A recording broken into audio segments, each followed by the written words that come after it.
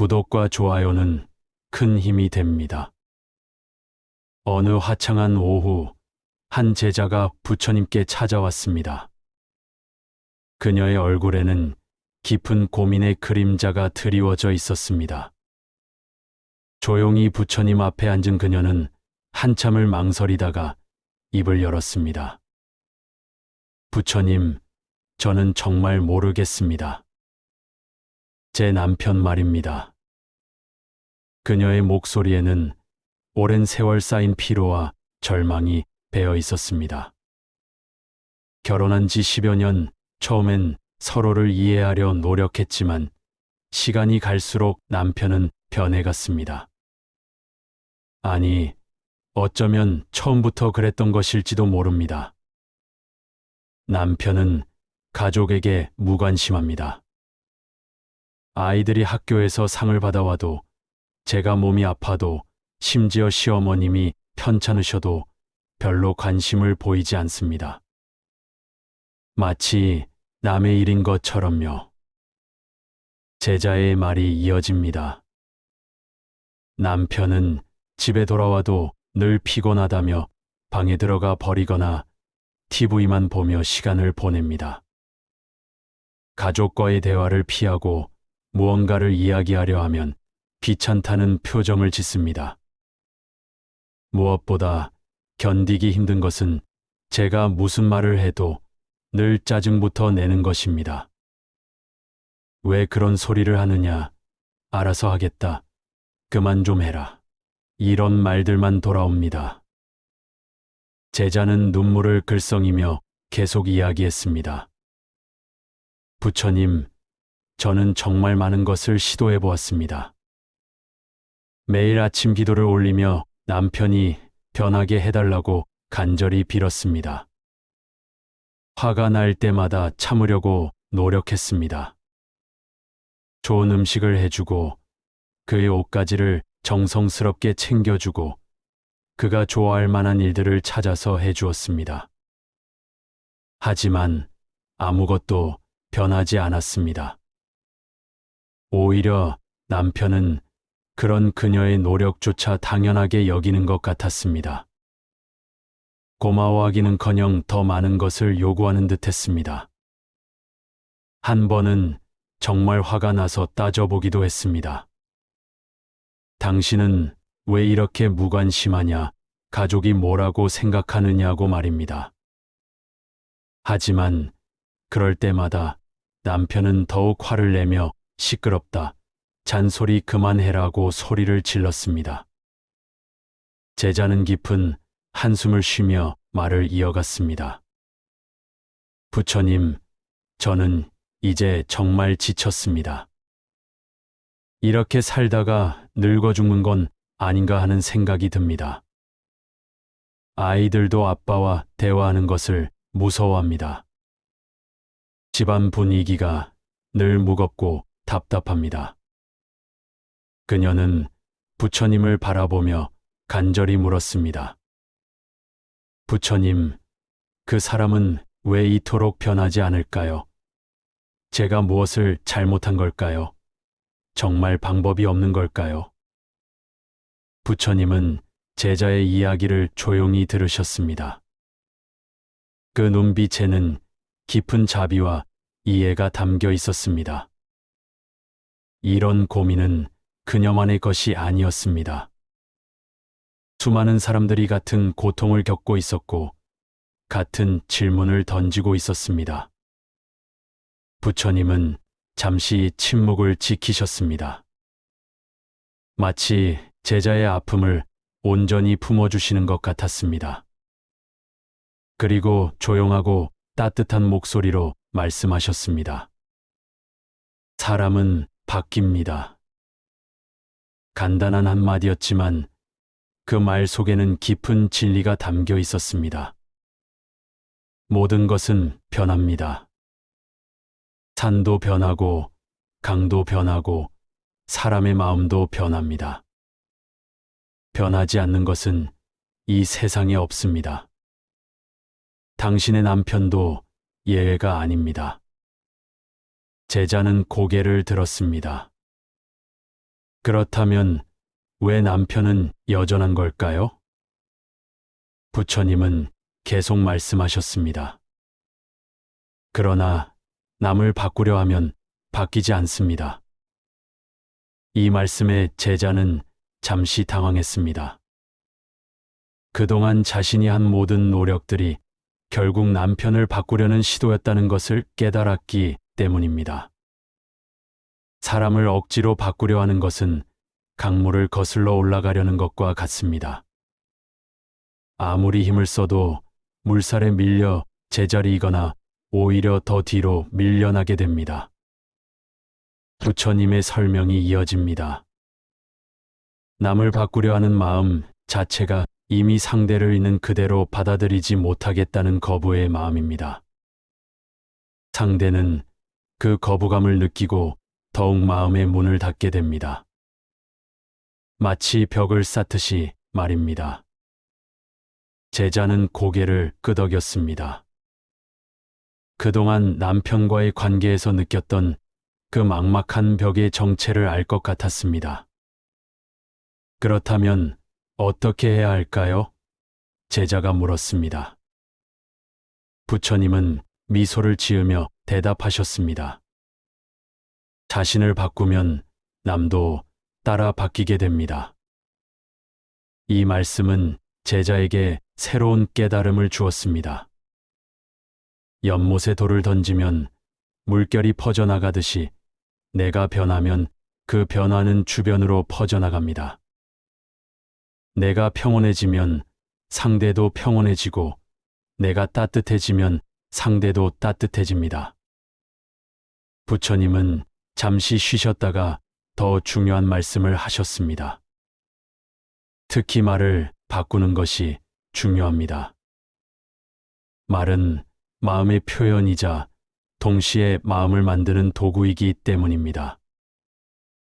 그리고 부처님은 제자에게 한 문장을 전해 주셨습니다.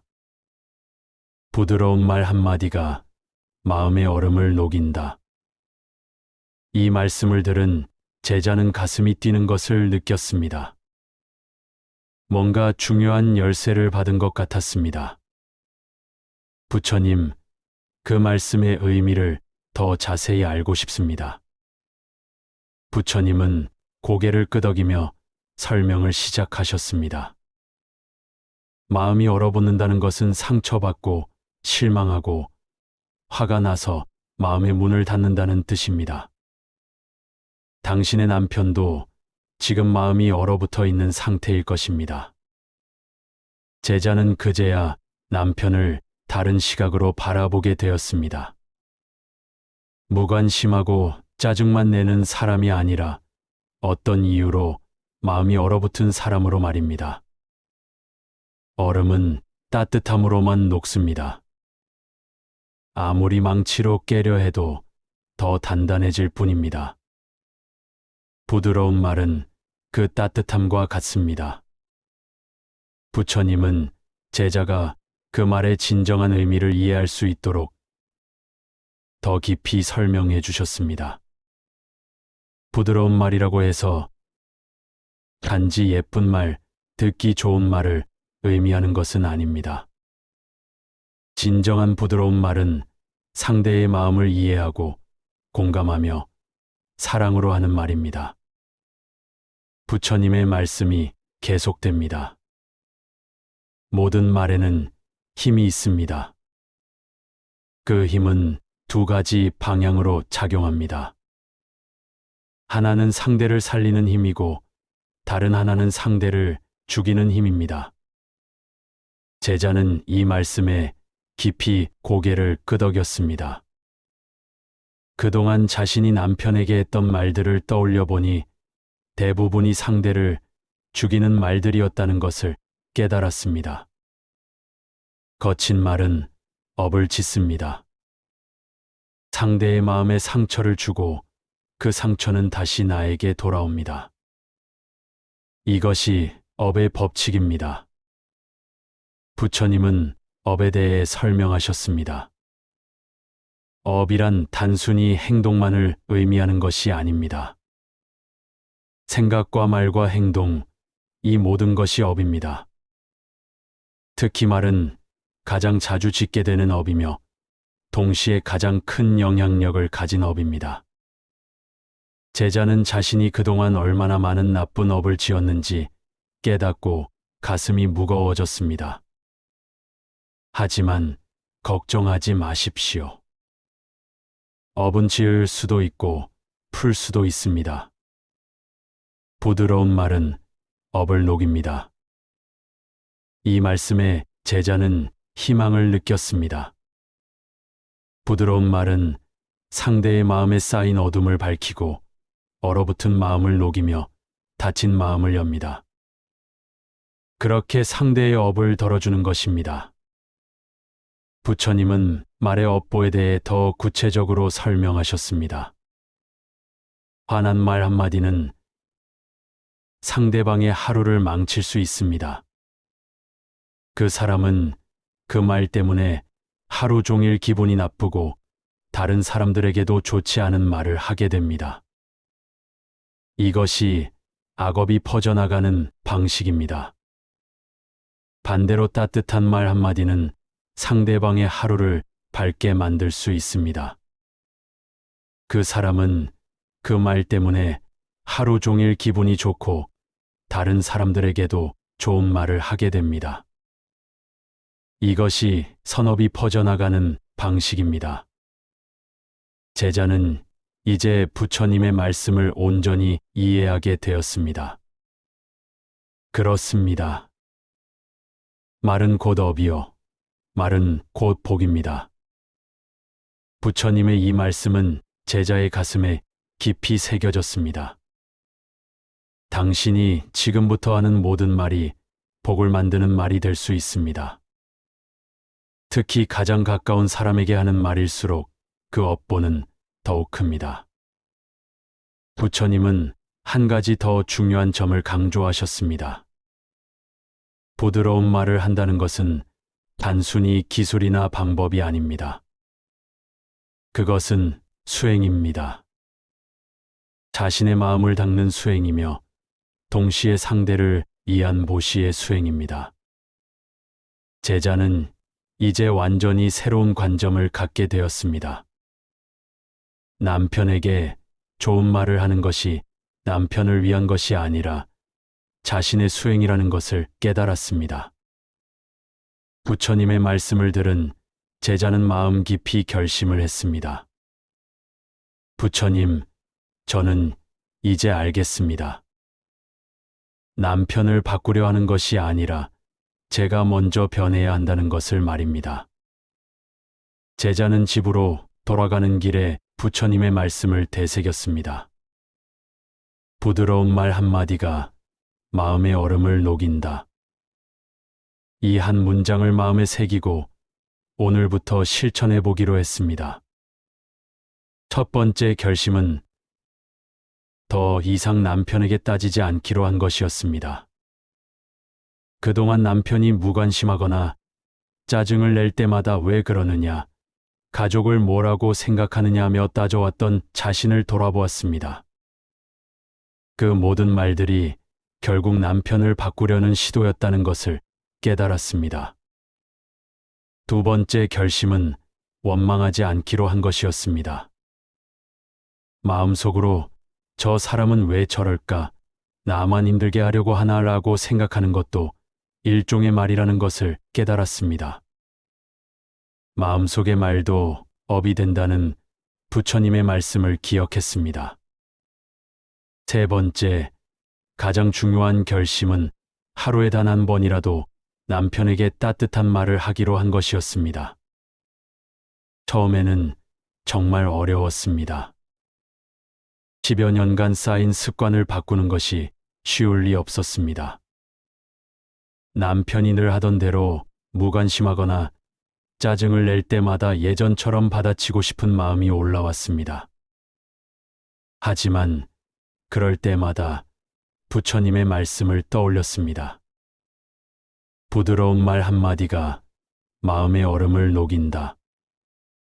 첫날 그녀는 남편이 회사에서 돌아왔을 때 오늘 하루 수고했어요 라고 말했습니다. 평소 같으면 왜 이렇게 늦었어요? 라고 했을 텐데 말입니다. 남편은 잠시 놀란 듯한 표정을 지었지만 별다른 대답은 하지 않았습니다. 둘째 날 남편이 저녁을 먹으며 음식이 짜다고 말했을 때 평소 같으면 그럼 당신이 해보세요라고 받아쳤을 텐데 다음엔 덜 짜게 해드릴게요라고 말했습니다. 남편은 의외라는 듯한 표정을 지었습니다. 셋째 날, 넷째 날, 매일 작은 변화를 시도했습니다. 남편이 TV를 보고 있을 때 무슨 프로그램이에요? 재미있어 보이네요 라고 말해보기도 하고, 남편이 감기 기운이 있을 때 몸조리 잘하세요 라고 말해보기도 했습니다. 처음 몇 주 동안은 남편의 반응에 큰 변화가 없었습니다. 여전히 무관심했고 여전히 짜증을 냈습니다. 하지만 제자는 포기하지 않았습니다. 부처님의 말씀을 믿고 계속 실천했습니다. 한 달쯤 지났을 때 작은 변화가 나타나기 시작했습니다. 남편이 그녀의 말에 약간씩 반응을 보이기 시작한 것입니다. 고마워. 그래 같은 짧은 대답이지만 예전의 짜증 섞인 반응과는 달랐습니다. 두 달째에는 더 놀라운 일이 일어났습니다. 남편이 먼저 말을 걸어온 것입니다. 오늘 회사에서 이런 일이 있었는데, 비록 짧은 이야기였지만 그동안 남편이 자신의 일을 이야기한 적이 거의 없었던 것을 생각하면 큰 변화였습니다. 석 달째 되던 어느 날 정말 놀라운 일이 일어났습니다. 남편이 먼저 미소를 지으며 그녀에게 말한 것입니다. 요즘 당신 웃는 모습이 참 좋네. 그 순간 제자는 가슴이 뭉클했습니다. 그동안의 모든 노력이 보상받는 것 같았습니다. 하지만 더욱 놀라운 것은 남편의 변화가 아니라 자신의 변화였습니다. 자신도 모르게 웃는 일이 많아졌고 마음이 한결 평온해졌으며 아이들과의 관계도 좋아졌습니다. 집안 분위기 전체가 달라진 것입니다. 변화를 경험한 제자는 다시 부처님을 찾아뵈었습니다. 이번에는 기쁨과 감사의 마음으로 부처님께 보고드렸습니다. 부처님, 정말 신기한 일이 일어났습니다. 남편이 변했습니다. 부처님은 미소를 지으며 말씀하셨습니다. 남편이 변한 것이 아닙니다. 당신이 변했기 때문에 남편도 따라 변한 것입니다. 제자는 고개를 끄덕였습니다.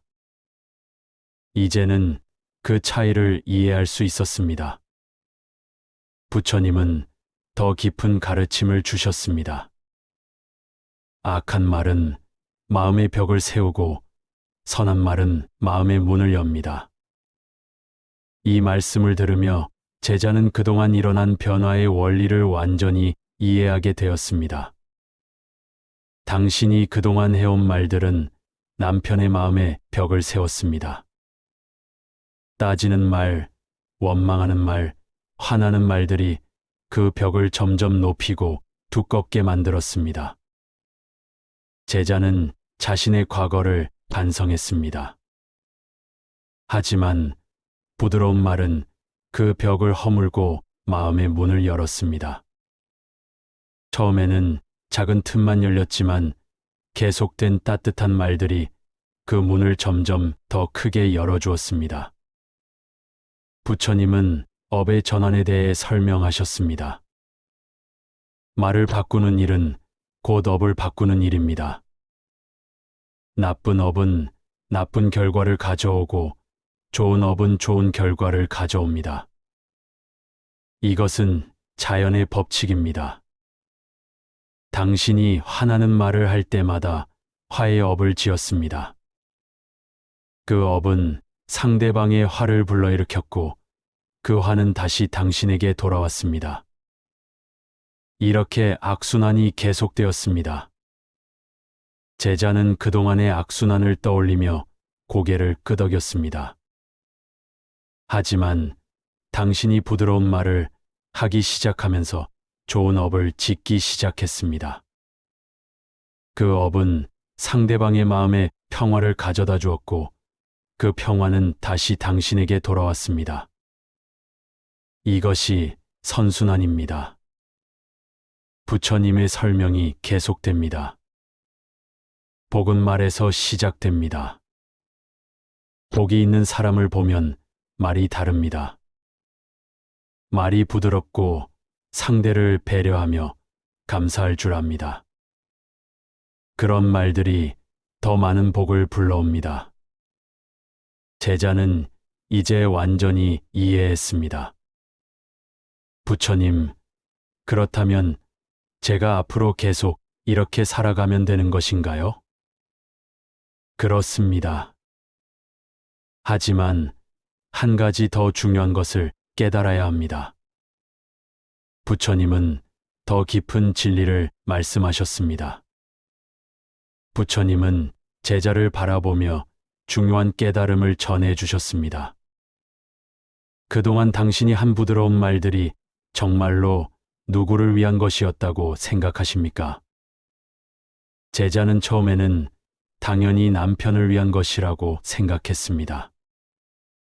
하지만 부처님의 눈빛을 보며 더 깊이 생각해 보았습니다. 부처님, 그 말씀의 뜻을 더 자세히 알고 싶습니다. 부처님은 자비로운 미소를 지으며 설명하기 시작하셨습니다. 당신이 부드러운 말을 할 때마다 가장 먼저 변한 것은 무엇이었습니까?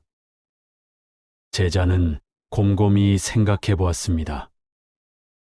그러고 보니 남편이 변하기 전에 자신이 먼저 변했다는 것을 깨달았습니다.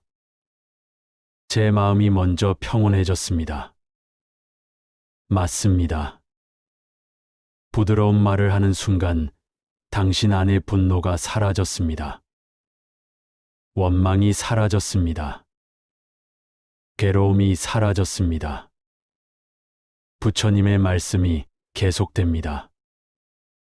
그 한 문장은 남편을 위한 것이 아니라 자신 안의 분노와 괴로움을 놓아주는 수행이었습니다. 이 말씀을 들은 제자는 큰 깨달음을 얻었습니다. 우리는 흔히 다른 사람을 위해 좋은 말을 한다고 생각합니다. 하지만 실제로는 자신을 위해 좋은 말을 하는 것입니다. 좋은 말을 하는 사람이 가장 큰 복을 받습니다. 부처님은 이 진리를 더 자세히 설명하셨습니다. 화를 내는 사람은 상대방보다 자신이 더 고통받습니다. 화를 내는 동안 자신의 마음이 지옥과 같아지기 때문입니다. 반대로 사랑의 말을 하는 사람은 상대방보다 자신이 더 큰 행복을 느낍니다. 사랑의 말을 하는 동안 자신의 마음이 천국과 같아지기 때문입니다. 제자는 이제 완전히 이해했습니다. 그동안 자신이 경험한 변화의 진정한 의미를 깨달았습니다. 내가 평온해지자 세상도 달라졌습니다. 제자가 깨달음을 표현하자 부처님은 고개를 끄덕이셨습니다. 그렇습니다. 세상이 바뀐 것이 아니라 당신이 바뀌었기 때문에 세상이 달라 보인 것입니다. 부처님은 더 깊은 가르침을 주셨습니다. 우리가 보는 세상은 우리 마음의 반영입니다. 마음이 어두우면 세상도 어둡게 보이고 마음이 밝으면 세상도 밝게 보입니다. 당신이 남편을 원망하고 있을 때 남편은 당신에게 원망스러운 존재로만 보였습니다. 하지만 당신이 자비로운 마음을 갖게 되자 남편도 자비를 받을 만한 존재로 보이게 된 것입니다. 제자는 눈물을 글썽이며 말했습니다. 부처님, 저는 그동안 남편을 바꾸려고만 했는데 정작 바꿔야 할 것은 저 자신이었군요. 바로 그것이 수행의 시작입니다. 남을 탓하는 것을 멈추고 자신을 돌아보는 것, 그것이 진정한 수행입니다. 부처님은 제자의 깨달음을 더욱 확고히 해주셨습니다. 당신이 부드러운 말을 하기 시작한 것은 남편을 위한 것이 아니라 자신의 마음을 정화하는 수행이었습니다. 그 수행의 결과로 당신의 마음이 평온해졌고 그 평온함이 주변으로 퍼져나간 것입니다. 이것이 보살의 길입니다. 자신을 정화함으로써 중생을 구제하는 것입니다. 부처님은 제자의 이야기를 마치고 이제 우리 모두에게 말씀하십니다. 지금 이 순간 이 말씀을 듣고 있는 당신에게도 같은 고민이 있을 것입니다. 가족 중에, 직장 동료 중에, 친구 중에 마음이 통하지 않는 사람이 있을 것입니다. 그 사람 때문에 마음이 아프고 화가 나고 때로는 원망스러운 마음이 들 것입니다. 그래서 그 사람이 변했으면 좋겠다고, 좀 더 이해해 주었으면 좋겠다고 생각하실 것입니다. 하지만 부처님은 우리에게 말씀하십니다. 변하지 않는 사람은 없다고, 다만 남을 바꾸려 하면 바뀌지 않는다고 말입니다. 지금 마음속에 미움이 있다면, 지금 누군가에게 하고 싶은 말이 날카롭다면 잠시 멈추고 부처님의 이 말씀을 떠올려 보십시오. 부드러운 말 한마디가 마음의 얼음을 녹인다. 이 말씀은 단순한 처세술이 아닙니다. 이것은 깊은 영적 진리입니다. 모든 사람의 마음 속에는 상처가 있습니다. 어린 시절의 상처, 관계에서의 상처, 실패와 좌절의 상처들이 마음을 얼어붙게 만듭니다. 그래서 때로는 차갑고 때로는 날카롭게 행동하는 것입니다. 하지만 그 얼어붙은 마음도 따뜻함 앞에서는 녹을 수밖에 없습니다. 진정한 이해와 공감, 그리고 사랑으로 하는 말 앞에서는 가장 단단한 마음의 얼음도 녹아내립니다. 복은 그렇게 시작됩니다. 복이 있는 사람들을 보십시오. 그들은 모두 말이 아름답습니다. 다른 사람을 비난하거나 원망하는 말을 하지 않습니다. 대신 격려하고 위로하고 감사하는 말을 합니다. 그런 말들이 그들에게 더 많은 복을 가져다 줍니다.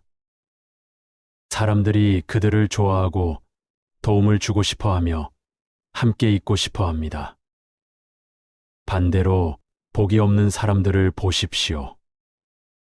그들은 늘 불평하고 남을 탓하며 부정적인 말을 합니다. 그런 말들이 그들에게서 복을 빼앗아 갑니다. 말은 씨앗과 같습니다. 좋은 말은 좋은 씨앗이 되어 좋은 열매를 맺고 나쁜 말은 나쁜 씨앗이 되어 나쁜 열매를 맺습니다.